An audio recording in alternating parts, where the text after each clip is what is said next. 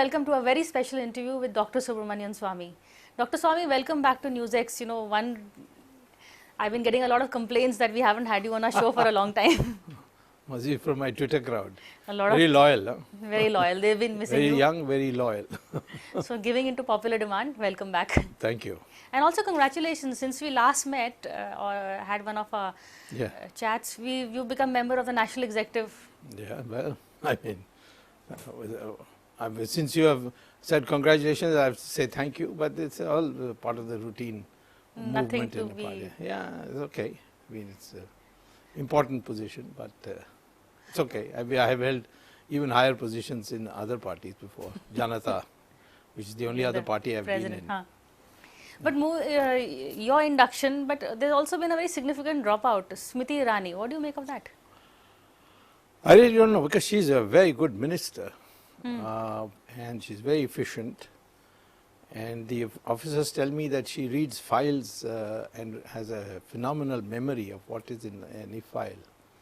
And I found her always very responsive to complaints.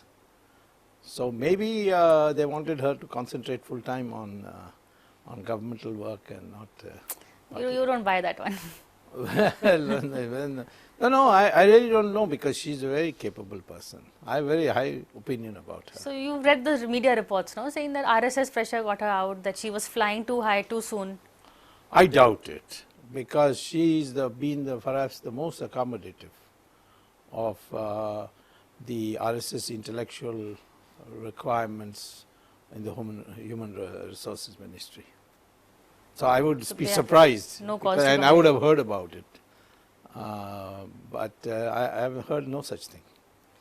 And other dropouts, somebody like Deepak Chopra or a lot of Advani loyalists. Well, that yes, I suppose those are things which Mr. Amit Shah, being a new president, has a prerogative. It's up to him. I wouldn't like to comment on it, because I don't know what the circumstances are.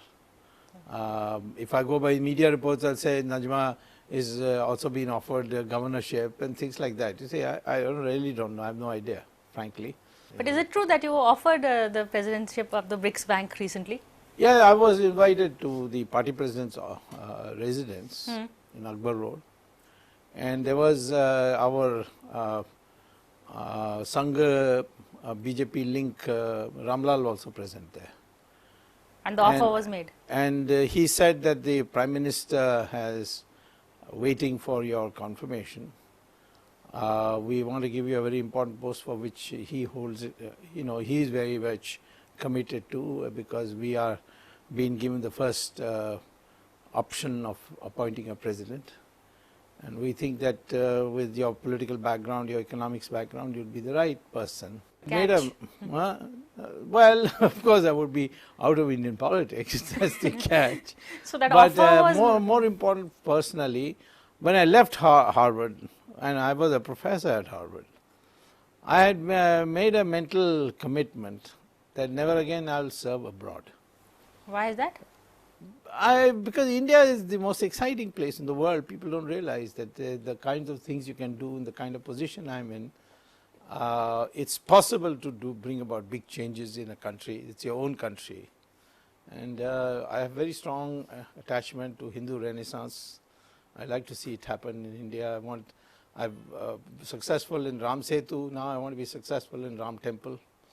I think you are one person where Sonia Gandhi, Shashi Tharoor, even Modi, half the BJP will agree on. This is one name which builds so much consensus. Let's get him out. Well, I don't know what. Well, I don't think Modi is in that kind of mindset that if I'm in the party, I'll be a headache for him, because our party is not a single person party. It's RSS there. No, not really. Sangha is a very mighty force. Without Sangha support, no election can be fought. I can tell you that.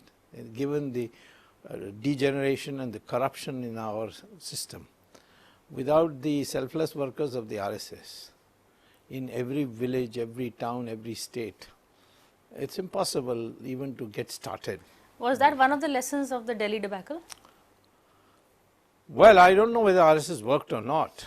We are told they were unhappy with the Kiran Bedi choice, and so they didn't work. Well, I don't think anybody is against Kiran Bedi personally. I think the sequencing was not proper. There's something called digestion, and she should have come maybe 4 or 5 months earlier. But she was reluctant. She was the one who held out till the last minute. So I think she's a very good, capable person, and she would have been a very good chief minister, in my opinion, particularly in law and order. But there were so many others whose aspirations had been built. Politics, you see, you have to take people along. You can't do it mathematically. It's interesting to hear you taking people along. Well, no. Wherever I've been, I've even had a small party like Janata. Nobody ever left it. Because I find time for people, I work with them, I address their personal problems. Those are very necessary in politics. It's a kind of a, what shall I say, it's a kind of a boarding school, you see, where you have to look after people. So if somebody comes suddenly and she's well abrasive, people are not used to it, and then people who are dreaming of becoming chief ministers suddenly find somebody who is parachuted in. Yeah, I think the sequencing was wrong. But could have been better. Otherwise, she was a first-class candidate. Well, then what went wrong in Delhi? Is it, was it a referendum on the Modi government? People saying it's not, but you can't really avoid the blame. Well, I'll tell you where we went wrong. And that was in failure to draw up a strategy to divert Congress vote to us. You see, if you look at the voting pattern, there's no real significant drop in BJP vote compared to, say, when Harshvardhan was leading it. The same 33-34%. What had happened is that the Congress collapsed. And that went wrong. And we should have foreseen that. And Congress actually deliberately committed suicide for the sake of defeating BJP, because the BJP is having a string of victories. They didn't want to have one more. And they sacrificed themselves for that sake. Are you happy with the way the Modi government is functioning?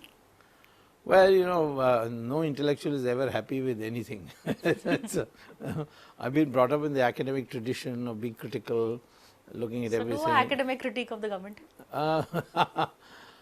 I certainly would like to have taken a much tougher line on Pakistan. Because I think, Pakistan it cannot improve. Because the civil society doesn't count for anything in Pakistan. It's really the ISI and the military and the Taliban. They are the three principal forces. And I am in touch with the civil society of Pakistan. They are very unhappy. And the ISI is up to no good. You see, even this nuns rape case. You saying the Pakistan hand? No, it's not. It was a Bangladesh Muslim crowd. But in my opinion, the ISI played a role in facilitating it. Really? But well, this is in your Sunday Guardian, Mr. Nalapat's article. I saw his article. And he is perhaps one of the best informed people in Delhi. Yeah, in fact, Venkaiah Naidu and the government also followed up. Yes, absolutely. They followed up and sort of indirectly confirmed it. Yes, if the truth comes out about that nun's rape, and whether the actual rape took place or not, but by the modern new definition, even touching a woman against her will is now constituted a crime of rape. So if the truth comes out, it's going to shock a lot of people. And certainly knock the bottom out of this thing that any event against the Christians or the Muslims, RSS must be behind it. So there's a new thing that the ISI is behind it. But despite all this and what you're saying, the government also seems to know that there is ISI link. You tweeted against General VK Singh going to that Pakistan day. I did. The government still sent him and sent the general. You could have. The government is to decide. I can only comment. But government doesn't listen to Dr. Swamy. I'm in the party. I'm not in the government. You see, and there is a fundamental difference in approach. Mine is take a hard line, withdraw this resolution that Jawaharlal Nehru filed in the UN, declare war, on Pakistan, saying that you declare means don't go to war, but say we are in a state of war because Pakistan is an occupation of our territory. I'd like to see that hard line take place. But unfortunately, Prime Ministers have to be a little the Prime cautious. Minister has chosen another path, because I think he thinks he should be more like if he's brought a lot of congressmen into our party, first time congressman, Mr. Chaudhary from Haryana. Jagdambika Pal. Yeah, all kinds of people have been brought in without any probationary period. So that's his approach, and he is Prime Minister. So I mean, his word is final. But I would say that I'm a hardliner. I'm a hardliner on Hindutva. I want 370 to go.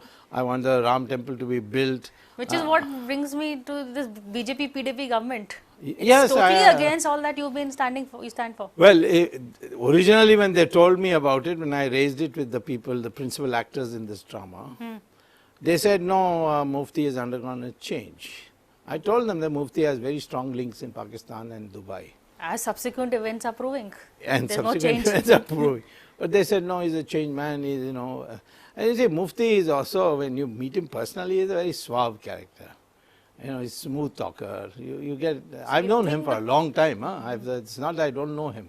So the PM and Amit Shah were taken in by Mufti? I think we were definitely taken in. We thought this is a great experiment. Look, tell the whole world that Hindus and Muslims have got together in Kashmir.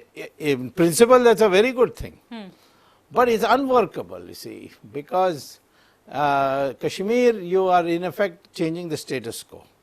And that cannot, there are a lot of international interests which will not allow that. But it seems the BJP has bent more than the PDP in this alliance. No, why were you so desperate to form the government? I think the answer is not to withdraw support. Okay. The answer is that we should build up a case now for a president's rule and have about a year of president's rule with the army totally in charge. That is my opinion.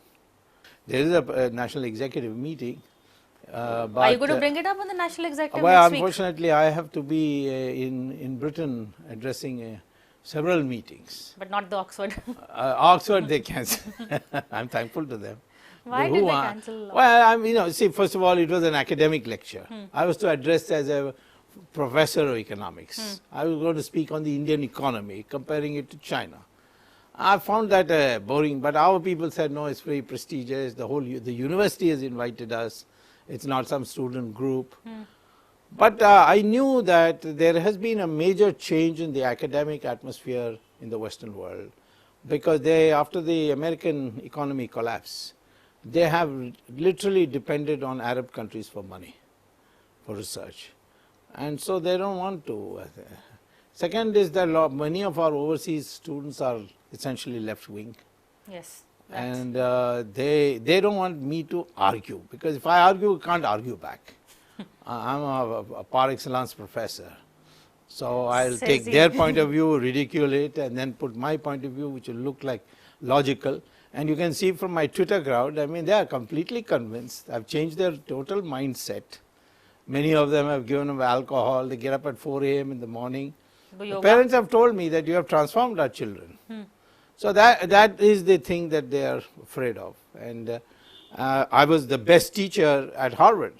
And even when they deleted my course, it was not the economics department which said, you know, he doesn't do any teaching, he does they said that the students have given rave review for him. But how can we not have him? What he writes in India, how is that concerned? But there's Amartya Sen, that crowd, you see, the lesbians, homosexuals, they're all against me because I'm a conservative. So they don't like it. So they're all ganged up. All right, to hell with you.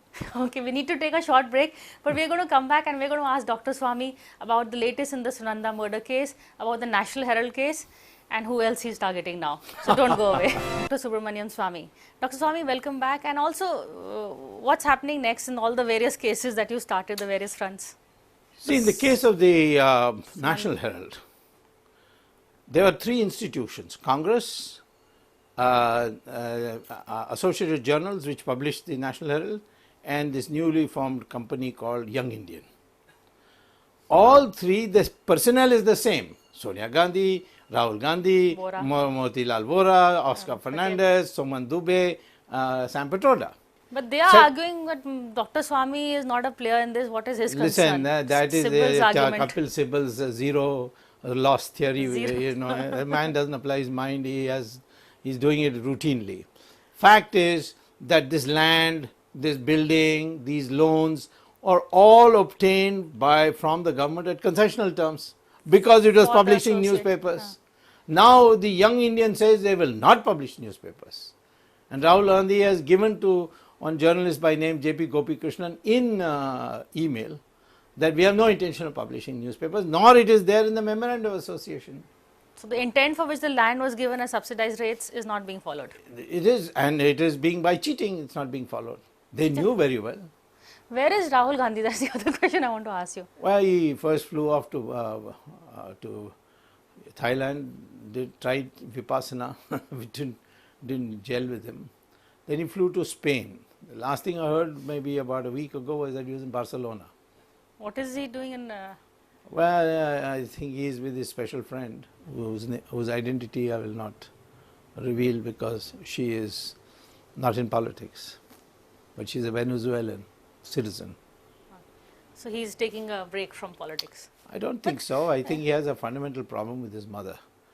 He wants. Do you buy that argument? Yes, that he there has. is He two has. past He has. centers? No. I know it for a fact. That family, I map it very closely because they are all the time pursuing me.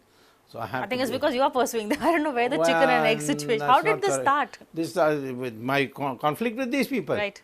I brought down the BJP government in 1999. 99.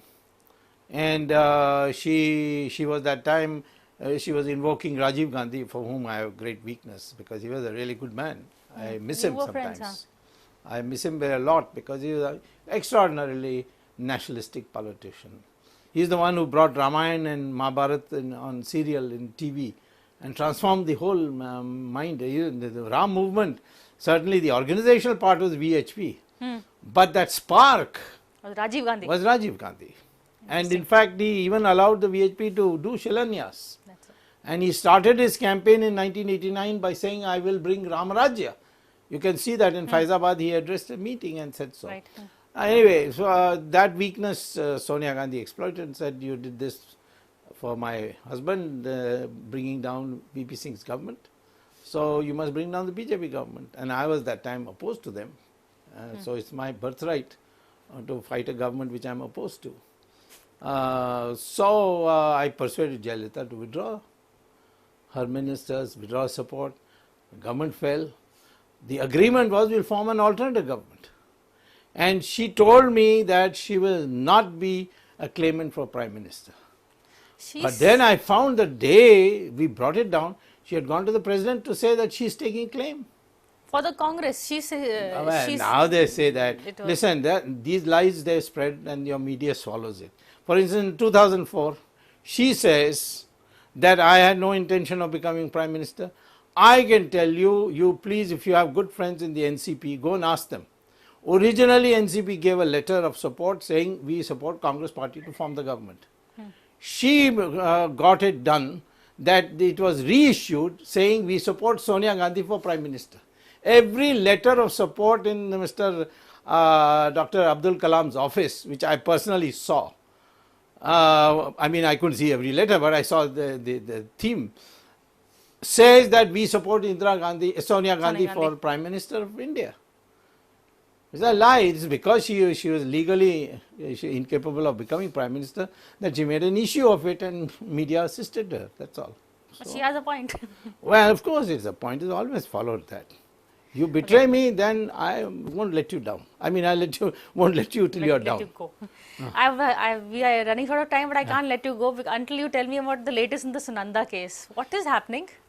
See, the testimonies given to the police by Tharoor has completely cooked his goose. The revelations that have come out in the IPL, if Tharoor doesn't, it's like Al Capone, he may not be convicted for murder, but Al Capone was convicted for income tax, you know that. Ultimately, the Americans could not find enough evidence to convict him murder, so they got him on income tax. So the same way on IPL, there's no escape. But there was somebody who ordered the assassination and had the influence to send people from Dubai to do it. That is the real question. Tharoor any day, He is no escape. The question is, why is the police not taking him into custodial interrogation? There is a problem. He may break down and tell who actually did the killing, because he knows who did the killing. He knows who ordered the killing Yes. of his own wife. Who got it executed, yeah. And he is given such contradictory evidence. There is no escape. This case will never go into the dungeons of the archives. You are there to make sure. I will ensure this, and I am waiting with a PIL ready. I have told the police, the day I feel that you are doing what you are doing in the last year of the UPA.